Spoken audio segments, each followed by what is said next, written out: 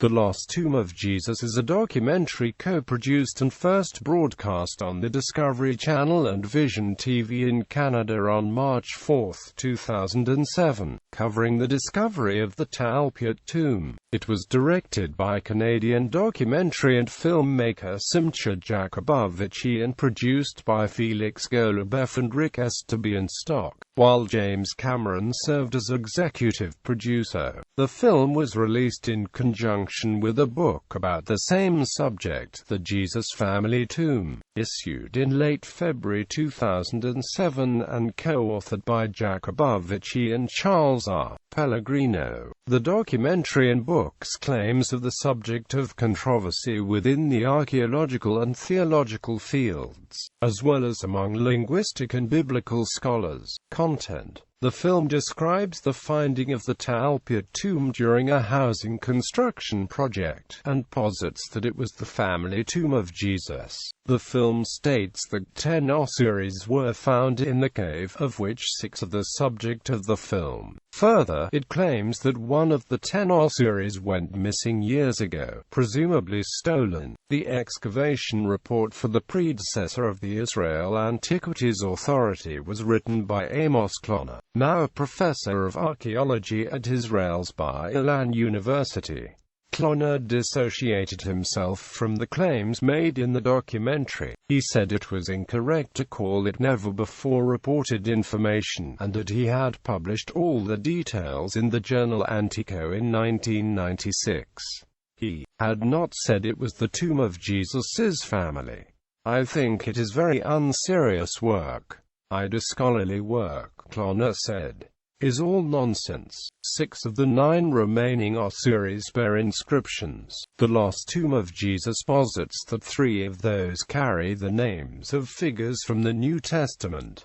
The meanings of the epigraphs are disputed. The makers of the documentary claim that 4 leading epigraphers have corroborated their interpretation of the inscriptions, as translated in The Lost Tomb of Jesus and the Jesus Family Tomb. They read as follows: Yeshua bar Yehoseph, Aramaic for Jesus son of Joseph; Maria, written in Aramaic script, but a Latin form of the Hebrew name Miriam; Yosa, a diminutive of Joseph, mentioned as the name of one of Jesus's brothers in the New Testament; Yehuda bar Yeshua, possibly Aramaic for Judah son of Jesus; Mariam in Mara. According to the filmmakers, this is Greek for Mary, known as the Master. The similar name, Mariam, is found in the Acts of Philip. François Bovon, professor of the history of religion at Harvard University, has said, based on his study of that work, "I do not believe that Mariam is the real name of Mary of Magdalene. Mariam is, besides Maria Mariam, a possible Greek equivalent, attested by Josephus, Origen, and the Acts of Philip, for the Semitic Miriam." Matthew, Hebrew for Matthew, not claimed to be Matthew the evangelist but possibly a husband of one of the women in an unmarked ossuary. The filmmakers claim that there is evidence that Mary, mother of Jesus, had many relatives named Matthew. The film further claims that the 10th ossuary, which went missing years ago, is the James ossuary purported to contain the body of James, the brother of Jesus. In the Jesus Family Tomb, Simcha Jacobovici claims the James ossuary would have been a part of this tomb, but was removed by artifact dealers, and thus discovered separately. The James ossuary's authenticity has been called into question, and Oded Golan, one of its past owners, was charged with fraud in connection to the artifact, but exonerated on all counts of forgery. Ben Witherington III, who worked with Jacobovici on a Discovery Channel documentary on the James ossuary, denies this connection on 2 grounds. The James ossuary, according to the report of the antiquities dealer that Oded Golan got the ossuary from, said that the ossuary came from Silwan, not Talpiot, and had dirt in it that matched up with the soil in the particular spot in Jerusalem. Furthermore, Eusebius reports that the tomb marker for James's burial was close to where James was martyred near the Temple Mount, indeed near the famous tombs in the Kidron Valley such as the so-called Tomb of Absalom. Talpiot is nowhere near this locale.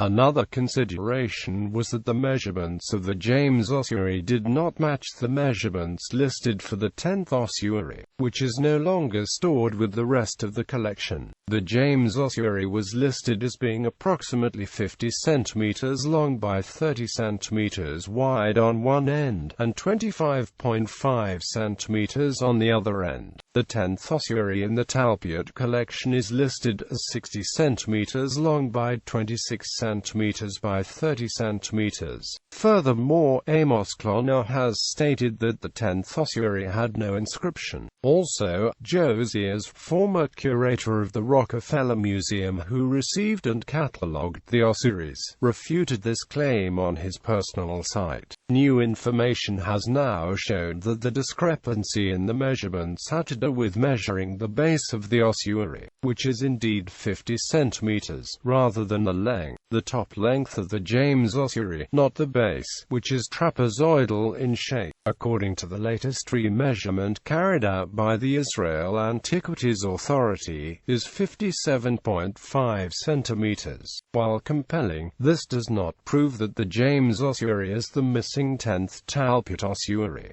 DNA tests. Analysis of mitochondrial DNA performed by Lakehead University on the remains found in the ossuary marked Jesus son of Joseph, and the one marked Mariam or Mary, found that the two occupants were not blood relations on the mother's side. Based on these tests, the makers of the documentary suggest that Jesus and Mariam were probably married, because otherwise they would not have been buried together in a family tomb. But the remains were not dated using radiocarbon to further sustain this supposition. Neither was any announced DNA testing done on the others' ossuaries to see if any familial relation existed there. Additionally, scholars argue the DNA tests only prove that they did not have the same mother and they could easily have been father, daughter, cousins, half-brother, sister, or any number of possibilities that do not include a matrilineage line.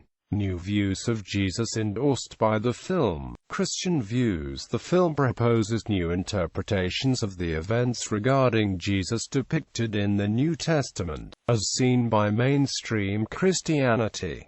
The film's suggestions contradict the basis of the faith and may be considered blasphemous by Christians. Jesus remains found presumably only spiritual ascension, not a bodily ascension.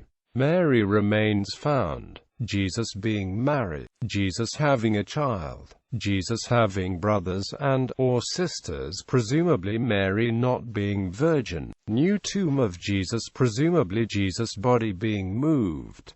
Ordaining women. Appeal to sources not included in the biblical canon of Gnostic origin, such as the Gospel of Mary Magdalene or Acts of Felix, considered by scholars to be written later. The claim that Jesus was married also undermines the theological metaphor of the Church being the bride of Christ. Jimmy Akin, director of apologetics and evangelization at Catholic Answers, wrote, "This image would never have arisen if there was a Mrs.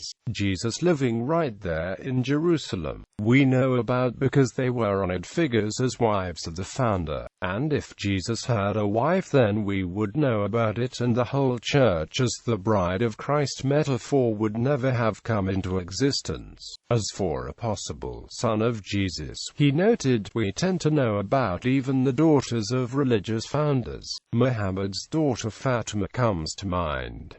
It would be much harder to sneak a forgotten son by the eyes of history. It's not just hard to sneak sons past because patriarchal cultures focus more on sons, it's also because of this.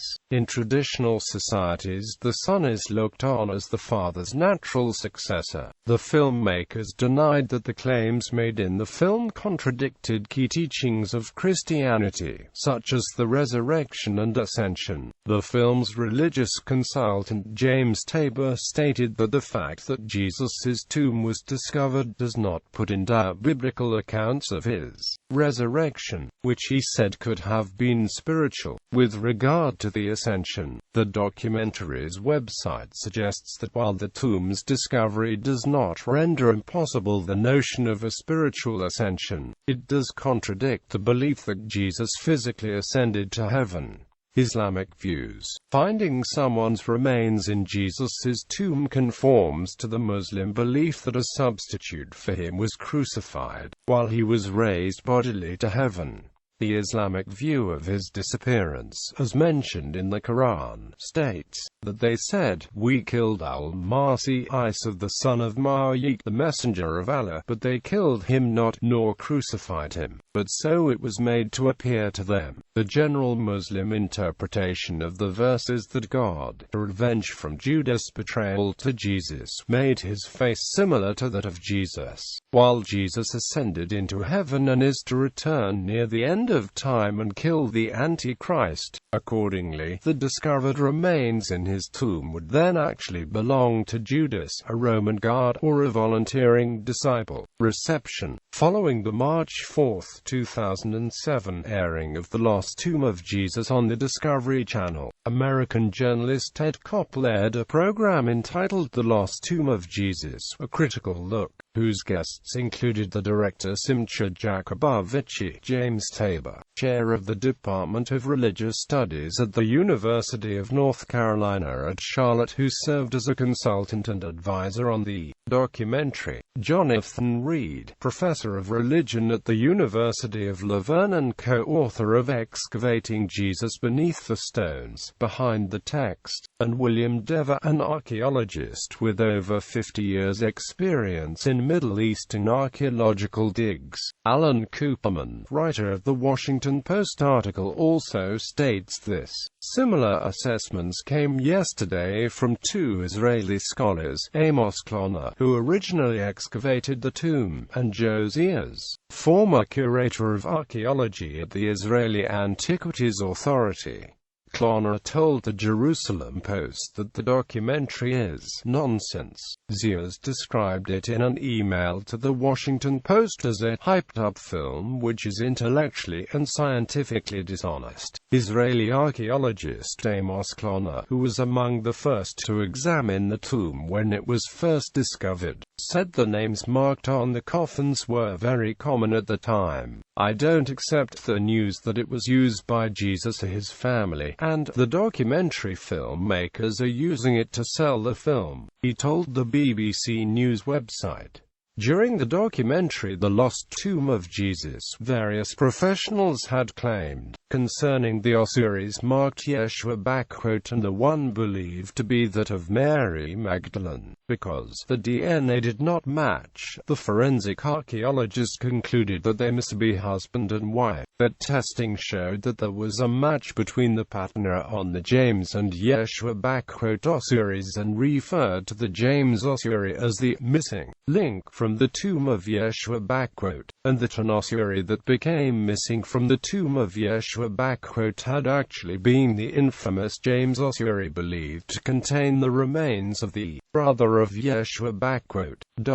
During Ted Koppel's critique, The Lost Tomb of Jesus, a critical look, Koppel revealed he had denials from these three people that Simcha Jacobovici had misquoted in the documentary. Koppel had a written denial from the forensic archaeologist asserting that he had not concluded that the remains of Yeshua and Miriam showed they were husband and wife. In fact, he had logically stated, "You cannot genetically test for marriage."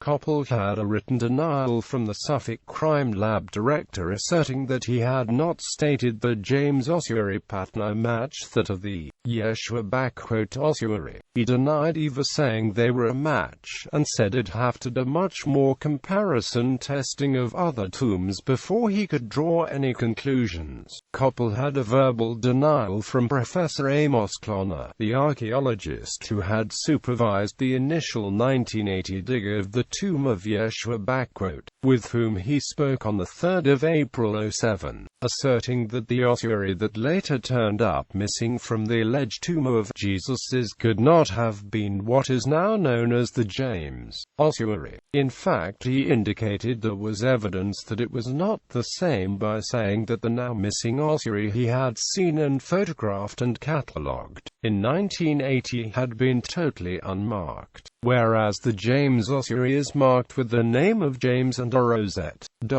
The archaeologist William Dever summed it up when he stated on Koppel's critical analysis, The Lost Tomb of Jesus, a critical look, that Jacobovici and Cameron's conclusions were already drawn in the beginning of the inquiry, and their argument goes far beyond any reasonable interpretation. Archaeological questions. The three skulls. 3 skulls were found on the floor of the tomb in 1980, which the filmmakers assert was usual, but others disagree. This too was decidedly not typical.